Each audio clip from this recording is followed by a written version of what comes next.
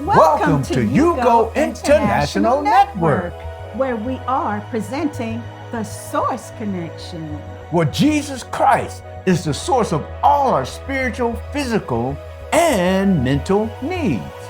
Thank you for joining us. To God's endless love, every subject, every direction, it all leads back to the Source Connection. For hope, for faith, for God's correction. Subscribe today to the Source Connection.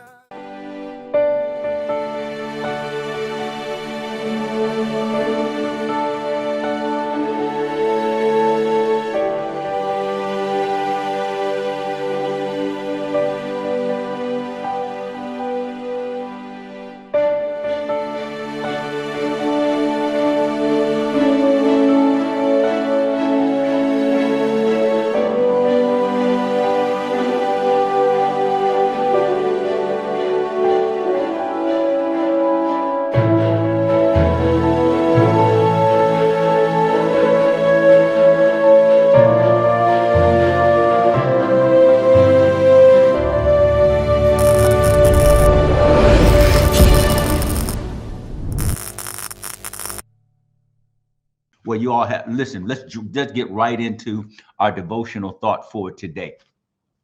Our devotional thought for today comes from the book of Jeremiah. We're in Jeremiah chapter 2 this morning, and we're looking at verses 18 and 19 of the book of Jeremiah, reading from the English Standard Version as well as the New King James Version consecutively. Amen. We're looking at Jeremiah chapter 2, verse 18. And we're looking at verses 18 and 19 in Jeremiah chapter 2, reading from the English Standard Version of the Bible as well as the New King James Version of the Bible consecutively. Listen what it says. It says, "Now, what do you gain by going to Egypt to drink the water of the Nile? Or what do you gain by going to Assyria to drink the water of the Euphrates?" That's questions. For he says, "Your wickedness will correct you, and your backsliding will reprove you. Know therefore and see that it is an evil and bitter thing that you have forsaken the Lord your God, and the fear of me is not in you, says the Lord." Wow. Wow. Powerful statements. Jeremiah is speaking to the children of Israel in their sin and their rebellion and their disobedience. And this is just before they go into the 70 years of exile that God sends them into in Babylon. But Jeremiah, speaking on God's behalf, asked Israel a question. What he asked them is a two-part question, but he asked them a question. What is it that you gain by going to Egypt, and what is it to gain by going to Assyria? So God, listen, the rhema this morning to us from this text is, what do you gain from compromise? That's the question. What do you gain from compromise? Egypt represents the world in the context, if you want to know how this verse applies. And Assyria represents the enemy, the devil, because Assyria was one of Israel's greatest enemies. They sought to try to annihilate and wipe out the nation of Israel, much like the devil seeks to do in our lives today to keep us from being who God would have us to be. And Egypt represents the world with all of his temptations, the lust of the flesh, the lust of the eye, and the pride of life. And too often the enemy uses those influences of the world to try to oftentimes get us to compromise our faith and our obedience and our belief and our consistency with the Lord. What do you gain from compromise? That's the question. I think that's the question you need to walk away with this morning as you go throughout your day, because the enemy is going to do everything he can to get you to compromise. He's going to do everything he can to get you not to be a positive influence in the lives of those who are in your circle of influence, in your oikos. He's going to want to try to get those folks who's watching you to question your commitment to the Lord and question your obedience to the Lord, hallelujah, by getting you to compromise and by getting you to renege on and by getting you to not be so dogmatic about your faith and your obedience to the Lord. Listen, so the answers to the questions are almost rhetorical if you think about it. You got it, Albert. Nothing from nothing gets nothing. That's you got it, because when you talk about what do you gain when you go to drink the water in Egypt from the Nile, the answer to that is nothing. What do you gain if you go to Assyria and drink the waters from the Euphrates? The answer to that question is nothing. So, in essence, to go to the world and try to live like the world and be like the world, you guys know what happens when you compromise. After you don't realize that you compromise, what do you gain from the compromise? Nothing but guilt, nothing but shame, nothing but regret. You wish you'd never done it. You wish you had not done it, and you hope and your intent is that you ain't gonna do it again. But the devil lures you, the devil tempts you, the devil tricks you, the devil deceives you, and the devil manipulates you. And the thinking at the outset of it is going to be great gain, and the outset of it is going to be beneficial. And the outset of it, you're just trying to just enjoy life and to satisfy yourself, and this ain't no big deal. But when you get done with it, the guilt, the shame, and the regret that hits you is almost overwhelming, because to go to the world to try to get from the world what to think the world has to offer, you gain nothing from it. And then the bottom line, when it comes to the enemy and following his tactics, listening to his lies, subjecting yourself to his deception and believing that somehow that even when he gets you to sin, this sin is going to turn around and be good for you in the long run, you gain nothing from that, because the goal of following the sin of the enemy is that the sin that the enemy leads you in is intended to sever your relationship with God and then destroy your life ultimately, because the Bible reminds us that it's all his only tactic is to kill, steal, and destroy. So you gain you listen to the answer to the first part of the question. With the world, you gain nothing. The answer to the second part of the question, with the enemy, you gain nothing. And the bottom line of the whole thing, if this choice that you make to go to Egypt and the choice that you make to go to Assyria to participate and what you think are life-giving things that they offer, because the Nile and the Euphrates were the life source of both countries, that somehow you think that these things, these activities, these actions are going to make life better, going to make life more fuller, or give you more access to what you think is enjoying life, the choice will produce nothing. Are you with me today? The choice will produce nothing. Because listen to what verse 19 says. Listen to verse 19. That verse 19, I'm reading from the New King James Version. Listen to what verse 19 says. He said, your wickedness will correct you.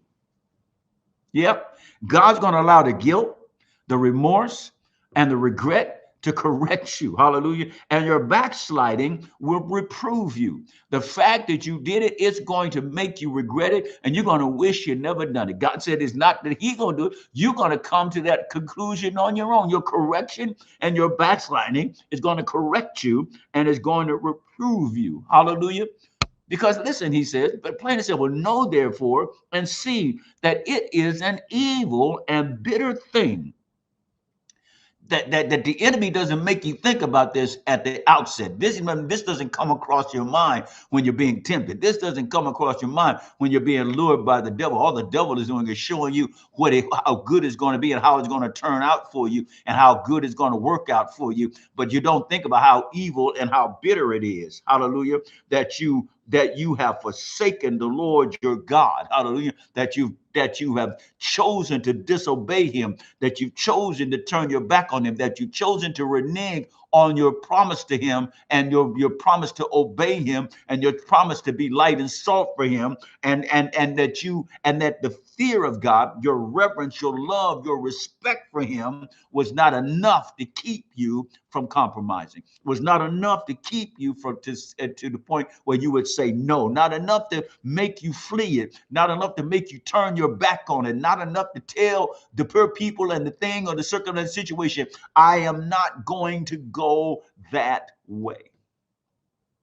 It is an evil and bitter thing that you have forsaken the Lord your God, and the fear of me is not, and you don't respect me enough, you don't love me enough, you don't reverence me enough to turn away from the compromise that the enemy places in front of you, from the temptation that the enemy sets before you, from the sin that the enemy wants you to run to. You would rather reason it, rationalize it, and explain it away and make excuses for it rather than say no to it, rather than say no to it out of your love, out of your reverence, out of your obedience, and out of your commitment to the Lord.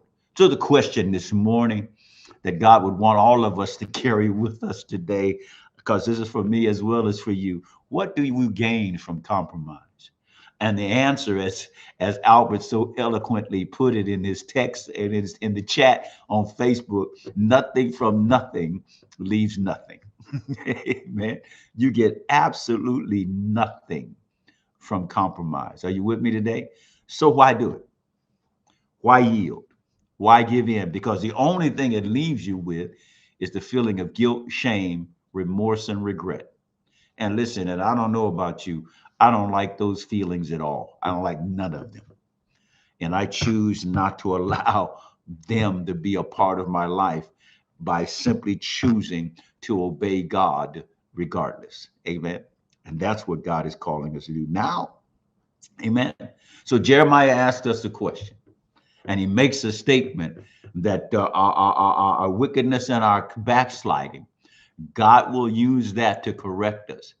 And listen, and in that correction, it's not pleasant and not pleasing, because it reveals the fact that we do not reverence God or respect God enough to say no to the sin in the first place. Amen. So let's be mindful today of the lures and the temptation of the enemy. Let's be mindful of the day, of the traps and of the seductions that the devil will throw our way. Let's be mindful of the day today, of the areas of our own weaknesses, and be very more attentive and very more careful and very more cautious, that when we recognize our area, that when the enemy throws something at us that we absolutely know is in the area of our weakness, that we turn from it, that immediately, that we flee from it automatically, that we say no to it at the very outset. We will not yield, because we love God, we reverence God, we respect God, and we honor God just that much. So much so that I do not seek to please my flesh nor myself, but him and him alone, because compromise gains me nothing. Are you with me today? Amen. Let's pray. Father, thank you. Thank you again for your word, and for just the way you continue to encourage us and even admonish us through your word, Lord. Even in your admonition, we feel your love. Even in your admonition, we experience your care. Even in your admonition, we experience your compassion. And we thank you so much for loving us enough to tell us the truth, to show us the truth, and to convict and to challenge us to walk in the truth. And so we thank you for that. Pray your blessings upon the day. Help us to walk in obedience to you and in the power of your Holy Spirit, that we will not yield to any temptation or sin that would cause us to compromise. Thank you for your will and your word and your way today. It's in Jesus' name. And we all say together, amen and amen.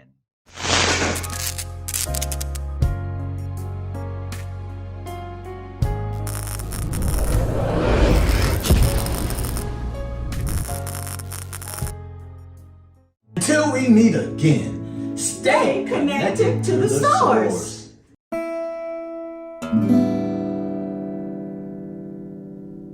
Welcome to the Source Connection, where Jesus Christ is the source of all your spiritual and physical and mental needs. Well, today I want to present to you a book.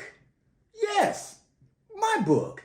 Yes, I'm an author. And yes, my amazing wife is the co-author of Victorious Change. Yes, my wife Valerie helped me to write this book. My story became our story.